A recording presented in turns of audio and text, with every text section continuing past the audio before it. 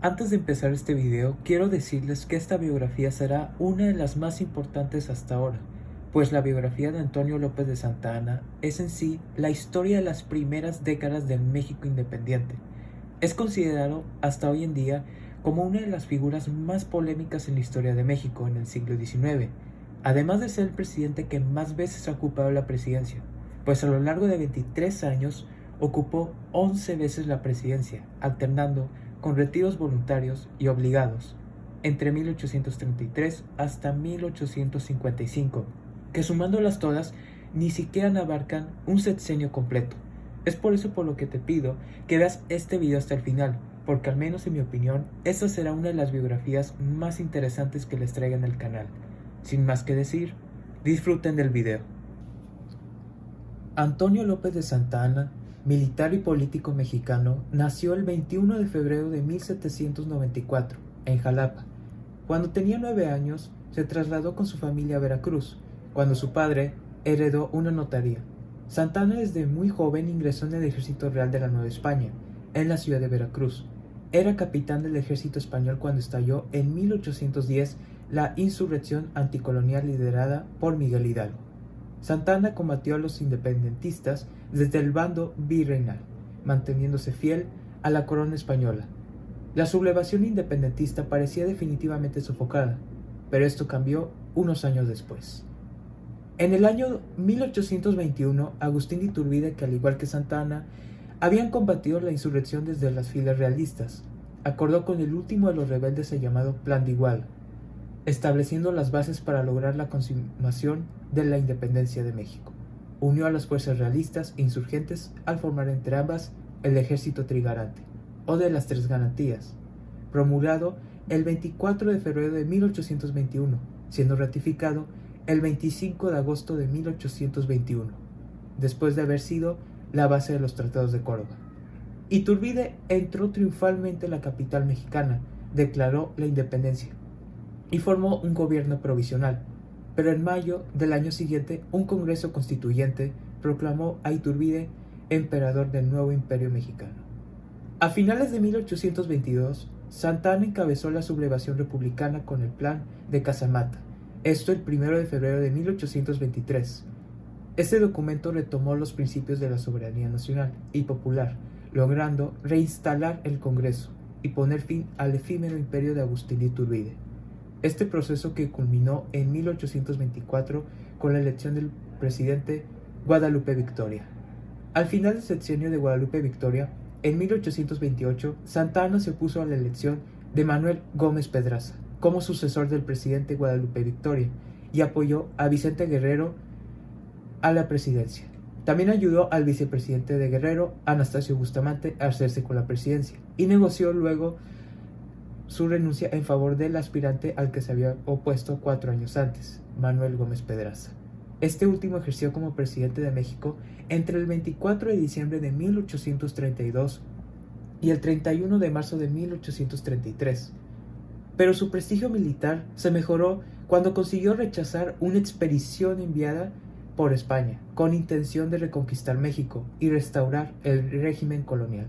La victoria de Santa Anna sobre las tropas del general Isidro Barradas en la batalla de Tampico entre el 27 de julio y el 11 de septiembre de 1829. Esta victoria le valió un ascenso a general de división y la consideración de héroe de la patria. En 1833 fue nombrado por primera vez presidente de México. Al dirigirse a los representantes de la nación, dice: elegido por los Estados Unidos mexicanos, depositario del supremo poder ejecutivo, he jurado ante Dios y el pueblo exacto y leal desempeño de mis obligaciones. El único y sagrado objeto de toda mi vida ha sido, yo os lo juro, afianzar a los mexicanos el pleno goce de los derechos que constituyen la felicidad pública, romper el triple yugo de la ignorancia, de la tiranía y del vicio. Mi alma se ha colmado de júbilo en los triunfos de la libertad, que nada podría arrancarnos. Mi promesa de guardar la Constitución de la República es una garantía más de su inviolabilidad. No sucumbiría sin contradecirme a mí mismo a las ilusiones de la ambición. A continuación, manifiesta su fe republicana y ofrece no consentir jamás el cetro de un tirano doméstico o extranjero. Entre 1833 y 1835 asumió y cedió el cargo en 4 ocasiones, dejando en el poder a su vicepresidente Valentín Gómez Farías, siendo estas del 16 de mayo al 3 de junio de 1833, del 18 de junio al 15 de julio de 1833, del 28 de octubre al 14 de diciembre de 1833 y del 24 de abril de 1834 al 27 de enero de 1835. En este último periodo, Santa Anna estableció el centralismo, retirando facultades a los estados, suprimió el régimen federal, aplastando por la fuerza a sus defensores, además de solicitar una nueva licencia de destitución, esto por motivos de salud, y se retira a su hacienda veracruzana. El problema fue que el refuerzo del centralismo tendría funestas consecuencias. El estado de Texas, territorio del extremo noreste de México con fuerte presencia de colonos anglosajones, se opuso a reducir su autonomía a la mínima expresión. Ante esta situación, Santa Anna atacó Texas con su ejército, lo que implicaba enfrentarse también al ejército de los Estados Unidos, que prestaban apoyo a los rebeldes. Obtuvo una célebre victoria en el Álamo, en marzo de 1836, pero apenas un mes después sufrió una humillante derrota en San Jacinto. Santa Anna fue hecho prisionero, enviado a Washington y liberado por el presidente Andrew Jackson. Tras entrevistarse con él, llegó a un acuerdo. El Tratado de Velasco, acuerdo firmado el 14 de mayo de 1836. Este tratado reconoció la independencia de Texas, establecía la retirada de las tropas mexicanas del estado y se comprometía a no emprender ninguna acción militar contra el nuevo estado. Después de esta humillante derrota, Santa Anna en su regreso a Veracruz había perdido su prestigio militar, la presidencia y su escasa popularidad. Lo que no sabía es que tendría una nueva oportunidad para recuperar ese prestigio y popularidad que tanto anhelaba. La primera intervención francesa en México, de 1838 a 1839, fue motivada por una serie de reclamaciones económicas de Francia que había ignorado el gobierno mexicano. Ante esto, Santa Anna luchó contra la expedición militar que los franceses habían enviado a Veracruz. En este conflicto, perdió una pierna de un cañonazo y recuperó su carisma de héroe nacional. Ante la popularidad, asumió otra vez la presidencia del 18 de marzo al 9 de julio de 1839, esto por ausencia del presidente Anastasio Bustamante, para volver del 9 de octubre de 1841 al 25 de octubre de 1842. En este periodo fue obligado a dejar el poder ante la desastrosa situación económica que provocó su gobierno, pero volvió del 5 de marzo al 3 de octubre de 1843 y del 4 de junio al 11 de septiembre de 1844. En este año, al fallecer su esposa, contrae matrimonio 40 días después con doña Dolores Tosta. Después volvió a solicitar nueva licencia para después exiliarse en Cuba, optando por una retirada interesada.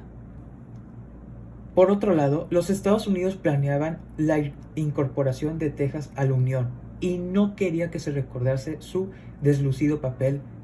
Al estallar la guerra entre México y Estados Unidos por la anexión a este país de la antigua provincia mexicana de Texas, que ya había sido independiente desde 1836, Santa Anna fue llamado por el presidente Valentín Gómez Farías y regresó de su exilio en Cuba. Durante la guerra mexicano-estadounidense, Santa Anna fue incapaz de frenar los avances norteamericanos y, perdiendo una batalla tras otra, provocó así la invasión estadounidense de Veracruz, Jalapa y Puebla.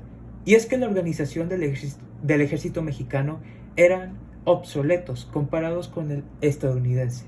Durante este periodo volvería a ostentar la presidencia en 2 breves periodos, del 21 al 31 de marzo de 1847 y del 20 de mayo al 15 de septiembre de 1847. En este último periodo de gobierno tuvo que evacuar la capital en el mes de septiembre y, completamente derrotado, en 1848 con Manuel de la Peña y Peña en la presidencia, el Tratado de Guadalupe Hidalgo fue firmado el 2 de febrero de 1848 en Guadalupe Hidalgo, una ciudad al norte de la capital, por el que México perdió casi la mitad de su territorio, a la definitiva pérdida de Texas, y hubo que sumar la de California, Arizona, Nuevo México, Nevada, Colorado y Utah, recibiendo como indemnización 15 millones de pesos. Santa Anna partió otra vez al exilio, esta vez en Colombia, dejando atrás un país más empobrecido y con la misma inestabilidad política. Continuaban las luchas políticas y los conflictos fronterizos se agudizaron. Llamado por los conservadores para hacer frente a la caótica situación del país, en 1853 regresó al país e inició un último mandato presidencial, del 20 de abril de 1853 al 9 de agosto de 1855, pero este último periodo fue en realidad una dictadura. Se hizo llamar Su Alteza Serenísima.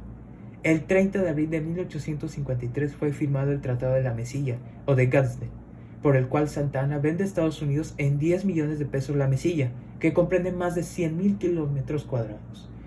Este tratado fue firmado con el embajador norteamericano, el general James Gadsden, que modifica los límites entre ambos países. En 1854 el general Juan Álvarez proclama el Plan de Ayutla, que desconoce su gobierno. Los liberales derrocaron a Santa Anna en 1855. Al final se exilió en Colombia y pasó los siguientes 10 años fuera del país, pero intentó volver ante la invasión del ejército francés de Napoleón III. Pero estos ni siquiera le permitieron desembarcar, por lo que volvió al exilio en las Bahamas. Llegó a México en 1867, pero Juárez le prohíbe desembarcar. Desde su barco realiza un manifiesto republicano y opta por entrar a territorio nacional por Cizal, Yucatán, en donde es aprendido el 30 de julio de 1867. Se le sometió a un consejo de guerra que lo juzga en el castillo de San Juan de Ulúa, volviendo al exilio, esta vez en La Habana. No fue hasta 1874 cuando, después de la muerte de Benito Juárez, el presidente Sebastián Lerdo de Tejada autorizó su regreso a México. Pasó sus últimos años viviendo muy cerca de la pobreza con su esposa Dolores Tosta. Muere en la Ciudad de México el 21 de junio de 1876. Actualmente para los mexicanos su recuerdo no es grato, porque se asocia a la venta del territorio nacional, que lo redujo a menos de la mitad del que tenía México al iniciar su vida independiente. Te agradezco por llegar hasta esta parte del video. Si te gustó, dale me gusta y suscríbete para así no perderte ninguno de los videos de este canal.